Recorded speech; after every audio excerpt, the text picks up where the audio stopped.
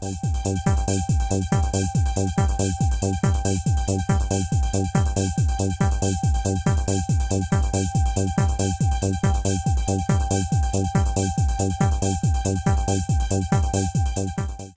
RTV Doc de hoje mostra o vídeo Fittipaldi, a única equipe brasileira de Fórmula 1. O trabalho mostra aspectos da história da escuderia Copersucar-Fittipaldi, em atividade entre os anos de 1975 e 1982.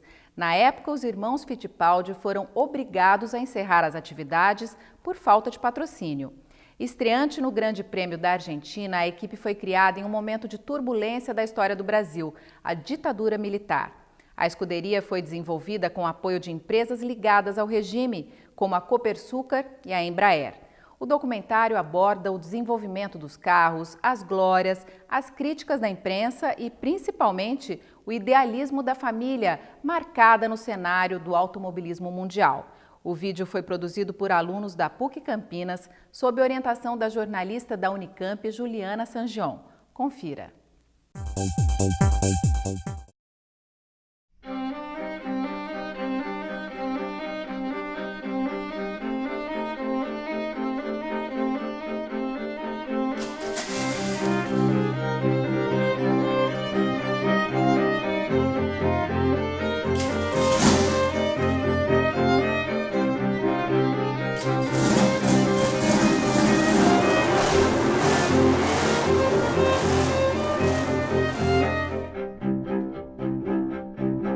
Eu nunca pensei em título. Pensei sim em vitórias. As pessoas que trabalharam lá vieram a se tornar grandes nomes da Fórmula 1. Foi realmente uma passagem magnífica. O nosso trabalho para a Copersucar era quase que secreto. Eu gostaria demais de ter narrado uma vitória com eles.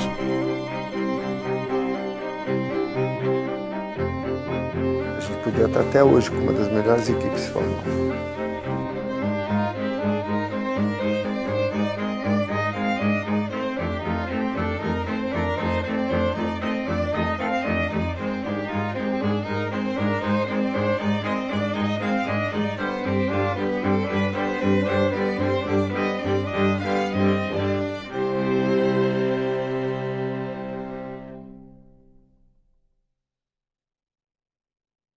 Até agora uma ótima classificação para Emerson, que completa hoje o 101º Grande Prêmio da sua vida. Quando você falava em Fittipaldi, naquela época, você falava em inovação. Esses dois irmãos e o pai, esses caras marcaram a história do automobilismo brasileiro. E o nome Fittipaldi sempre foi uma baita referência para mim. Então, no instante que o Wilson, a primeira vez que eu corri com ele, eu fiquei assim encantado. Falei, cara, eu tô correndo com um dos meus ídolos. Nós tínhamos o Harvey Postlethwaite como projetista-chefe, o Adrian Newey, que é um dos melhores desenhistas, projetistas da história da Fórmula 1. Foi o máximo que eu pude fazer, é o que eu fiz. E eu fiz o máximo que eu conseguia para a equipe em todas as áreas possíveis. E eu me orgulho muito disso. A percepção do público foi muito diferente da realidade do projeto, da seriedade de quem estava por trás, do esforço da equipe que estava envolvida, de tanta gente boa na equipe. Foi um momento de empolgação geral, total, todo mundo. Havia ainda um sabor de novidade de Fórmula 1, mesmo para quem conhecia, tinha a presença brasileira na Fórmula 1 com pilotos, e pilotos excepcionais. Daí que surgiu o primeiro papo da construção do Fórmula 1.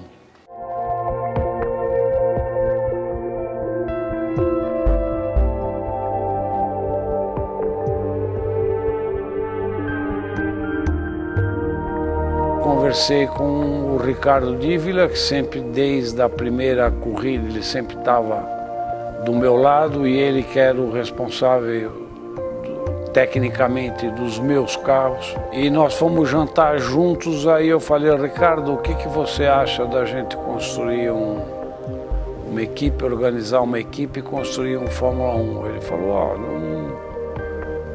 acho a ideia boa. Aquilo me deu um incentivo muito grande. Nós tínhamos uma herança de construir carros, de gostar da parte mecânica.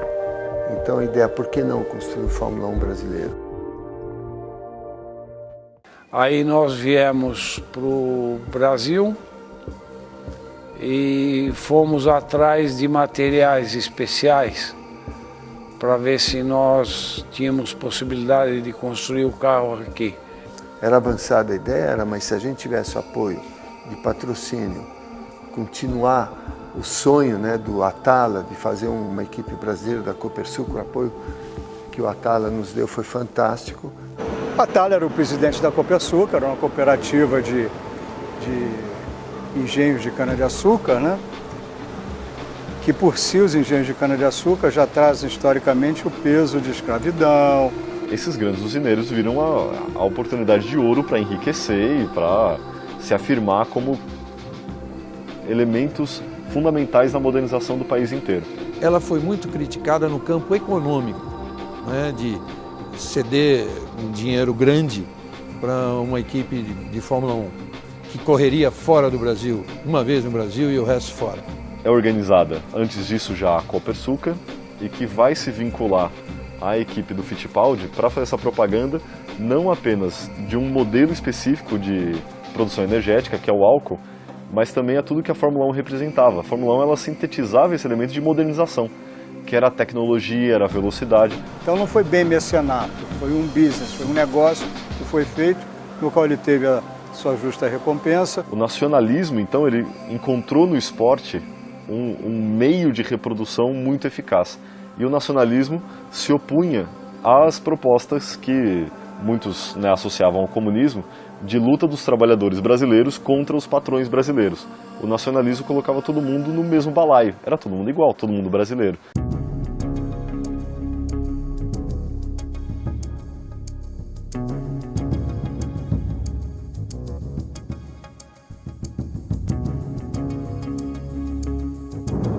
O primeiro carro, o FD-01, aquele carro teve conceitos aerodinâmicos que vieram a ser usados décadas mais tarde, que são usados até hoje. Foi o primeiro chassi com honeycomb, ou ninho de abelha, que era uma mistura de folha de alumínio com Kevlar por dentro. Antes não era isso, era só alumínio. A gente nunca tinha um motor igual aos demais, né? O motor era sempre mais fraco. A Fittipaldi nunca conseguiu ter acesso a motores turbo. Porque você só conseguia acesso a motores turbo se você tivesse uma montadora junto com você. No caso era a Renault, depois a BMW e outras. Como a gente tinha todo o carro carenado, de repente a gente pecava em alguns outros detalhes, no caso de peso. Então, de uma certa forma, em função dessa introdução do carro asa, na sequência os motores turbos, a Fittipaldi estava sempre correndo atrás do prejuízo, entendeu? Isso também interferiu muito, sabe?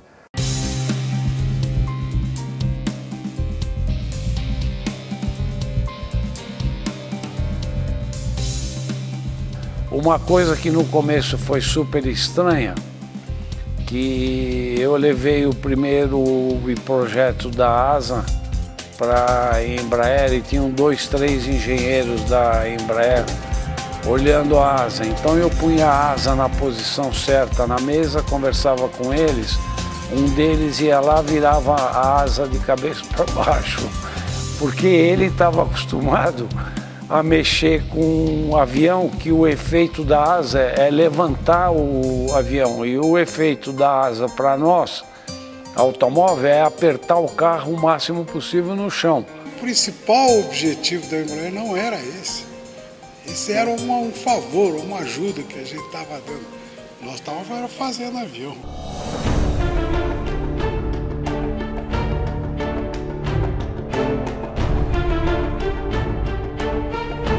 A gente sabia que um carro evolui, um carro não nasce, ele pode até nascer bom, mas pronto ele não nasce.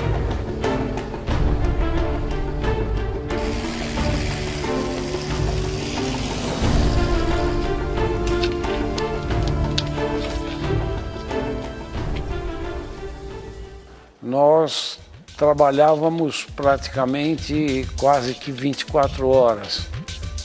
Então nós montamos uma equipe na Inglaterra e o que a gente fazia? Parte daquela equipe ia para todas as provas e parte daquela equipe ficava na Inglaterra construindo os componentes para o carro número 2. No começo do projeto Copersucar, estava naquela fase de todo mundo já deixar tudo montado e na hora da fabricação, da soldagem de um tanque de óleo que tinha que ser instalado no carro, já estava atrasado o projeto, deu um vazamento e na correria foi ter que ser ressoldado o tanque e na hora o tanque explodiu e foi um susto para todo mundo. Havia uma esperança, havia uma expectativa bem positiva. E o carro andou bem nos treinos, o carro vinha bem dentro do que se esperava.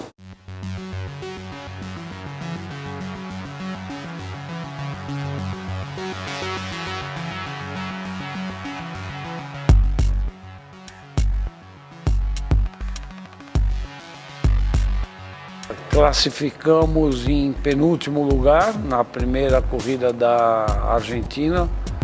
Nós já sabíamos, comparado com os outros carros, eu andando, eu sabia onde eu perdia. A primeira corrida, né? Aquele entusiasmo, né? Você participando pela primeira vez, junto com os outros, já era uma vitória, né? Eu estava no meio da pista. Naquela época o jornalista podia ficar... Eu era jornalista de jornal, não de televisão. E não tinha...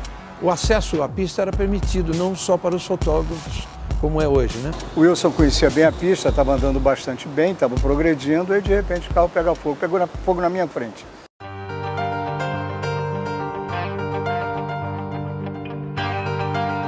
Não estava pensando naquela hora que o carro pegou, estava pensando já no que tinha que fazer para a próxima, né? Eu bati, saí do carro, fiquei ainda próximo até ele passar. E o Emerson correndo de Lotus, né? Ainda tinha fogo no carro aquele instante.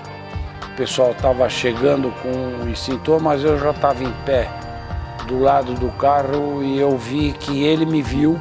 E quando ele passou pela primeira vez e viu o carro pegando fogo, ele viu que era o Copersucar. Na volta seguinte, te juro, ele fala que não tirou o pé, mas com certeza ele tirou o pé porque ele passou olhando para o lado.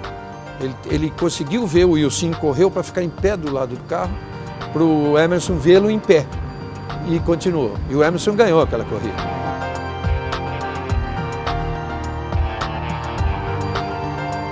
Quando você está fazendo as coisas que você sabe que estão sendo feitas bem feitas, é duro você pegar um resultado ruim. O trabalho que você fez durante um ano, destruir em 15 voltas, aí é duro.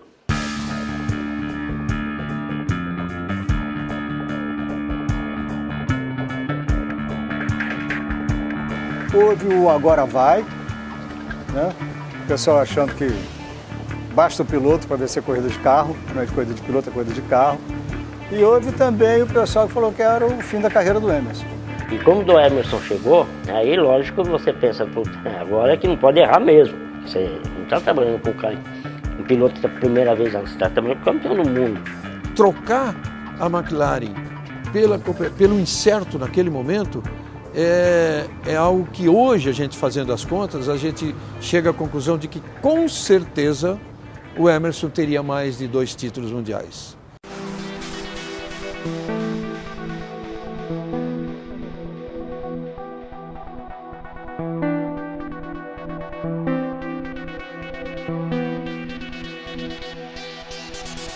Eu lidava muito bem, porque eu sabia que era um projeto que eu ia me sacrificar muito, que eu ia ter que recomeçar tudo de novo.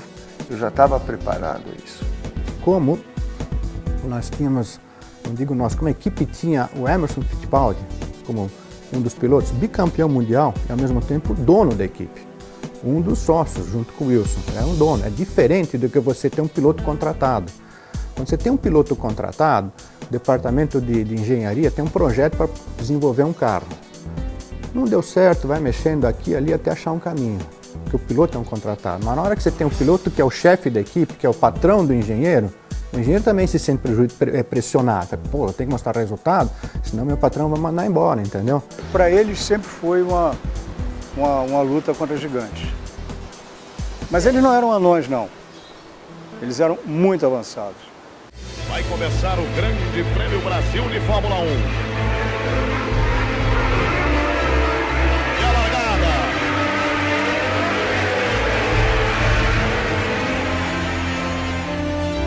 O F5A era um carro que foi desenvolvido junto com o Ricardo, o engenheiro Caliri, é um ex-engenheiro da Ferrari. O carro já tinha conseguido resultados muito bons, os testes que eram feitos ele já estava muito bom. Mas no Brasil o carro estava muito bom, só que teve uma surpresa. Antes da corrida, no warm-up de manhã, eu tive um problema eletrônico no carro e nós tínhamos que trocar de carro, pegar o carro reserva. Mas a equipe estava bem preparada, o carro de reserva estava idêntico ao carro principal. Ele estava no grid e ele veio para segundo lugar, passando os outros carros. Foi muito bacana porque ninguém quebrou na minha frente. Porque podia ser um segundo que foi entregue, né? Mas não foi, nós fomos buscar o segundo lugar. Na volta de 56, passa Emerson Fittipaldi. Assume a segunda posição com delírio da plateia aqui em Jacarepaguá. E aí o Emerson, no Brasil, com o calor da torcida toda, ele se superou e fez aquele grande segundo lugar. Público de pé aplaudindo o brasileiro. Lá vem Emerson. Vai para o pódio desta vez. Segundo colocado Emerson Fittipaldi. Uma festa incrível. Foi assim um segundo lugar com sabor de vitória, né? O público comemorando, foi muita emoção, muito bacana. Na hora que cruzou, foi um Deus nos acuda, todo mundo jogando coisa para cima. Foi uma festa enorme, Jacarepaguá enlouqueceu. O diretor, para dar a bandeirada, ele estava simplesmente no meio do público, né? Porque todo mundo invadiu perigosamente a pista, claro. Toda alegria. Cerveja para todo lado. E agora a volta de Emerson saudando o público no Rio de Janeiro. Com o segundo lugar.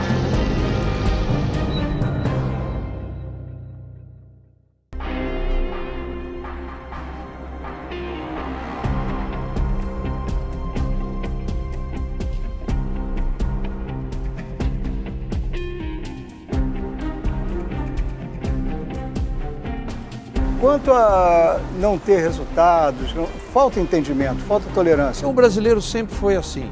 Ele quer um brasileiro vencendo, seja no boxe, no patinete, no skate, na natação, seja onde for. Ele não quer chegar em segundo. Eu acompanhei muitos detalhes, muitos momentos onde percebia que a equipe corria desesperadamente atrás de resultados em cima da pressão da imprensa brasileira. Algumas vezes eram críticas, outras vezes eram piadas. Você até estranhava alguém fazer piada com um projeto do tamanho que era aquele projeto, né? Uma parte da imprensa, e principalmente a imprensa não especializada, não entendia o que estava acontecendo. Aí começou a prevalecer o lado da chacota, sabe, o lado da perseguição política também, né? A reação contra esse lado estatal que amparava eles. Eu tenho certeza absoluta que essa pressão, essa cobrança interferiu muito no desenvolvimento que deveria acontecer de uma maneira natural dos carros, dos projetos. Isso não aconteceu. A imprensa não tem que ser patriota, ponto. Ela tem que apoiar a equipe se ela for bem e torcer, isso sim. Qualquer brasileiro, seja jornalista ou não, tem que torcer. Mas ela não tem que defender, por patriotismo, uma coisa que não esteja dando certo.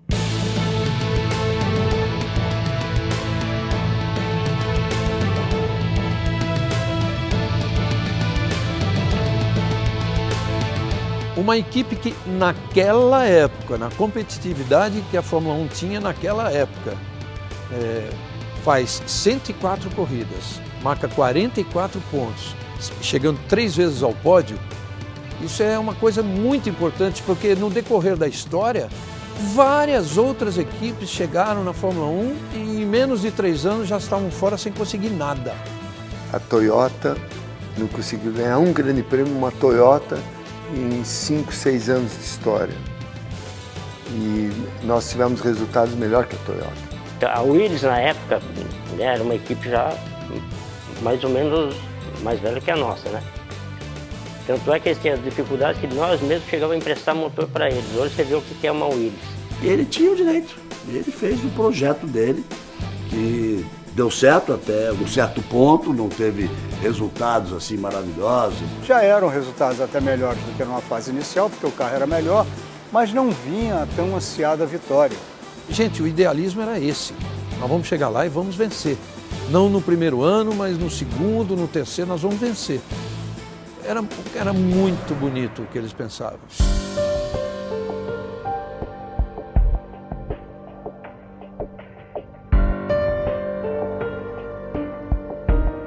A equipe acabou por dificuldade financeira. Não houve uma contabilidade preto no branco ali, não. Perto que a gente gasta num avião. Isso aí era perfumaria. A Skol, que era o último patrocinador que nós tivemos, eu lembro até hoje o nome dele, o Alírio Góes, me ligou e falou: Emerson, nós achamos que vocês estão no caminho certo, o carro novo F8 é muito bacana, andou muito rápido no Grande Prêmio da Alemanha, mas nós estamos com um problema, a imprensa está detonando vocês, nós não vamos poder continuar.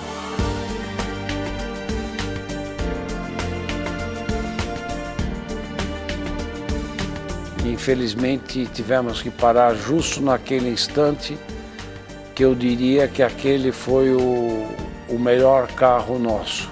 Uma pena porque havia um progresso muito grande, havia um respeito grande no meio do automobilismo, no meio da Fórmula 1. Perdeu muito dinheiro, mas ganhei muita experiência de vida. O orgulho de ter feito isso tudo com uma equipe ótima de pessoas que trabalharam demais também. –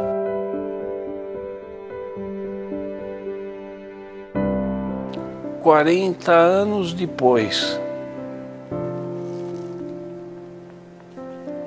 se eu pudesse, faria tudo de novo.